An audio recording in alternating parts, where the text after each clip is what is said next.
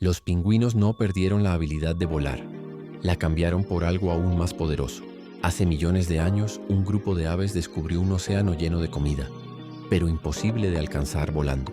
Para sobrevivir, sus alas empezaron a hacerse más cortas, más fuertes, hasta volverse aletas.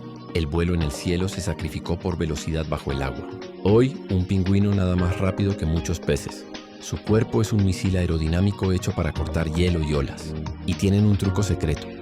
Liberan microburbujas desde su piel, como si activaran un turbo. Así reducen la fricción y aceleran más. No vuelan en el cielo porque dominan otro mundo.